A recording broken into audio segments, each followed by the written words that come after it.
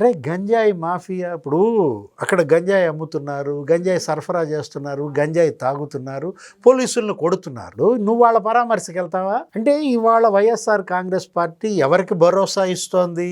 రౌడీలకు. ఎవరికి వెన్ను దన్నుగా నిలబడుతోంది?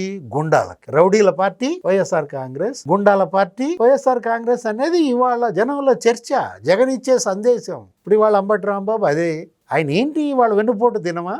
ఎవరికి పొడిచారు వెన్నుపోటు? ఇప్పుడు జగన్ అంబటి రాంబాబు పొడిచాడా? అంబటి రాంబాబు అక్కసు ఎవరిపై?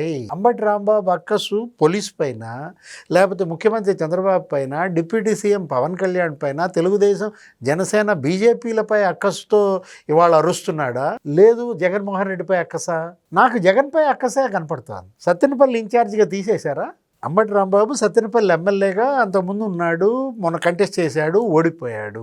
అతన్ని అక్కడ వైసీపీ ఇన్ఛార్జిగా తీసేసి ఎవరో గజ్జల భార్గవరెడ్డి ఎవరికో ఇచ్చారు. ఆ అక్కసు జగన్పై కక్కలేక ఇవాళ రోడ్డెక్కి అరుస్తున్నాడా?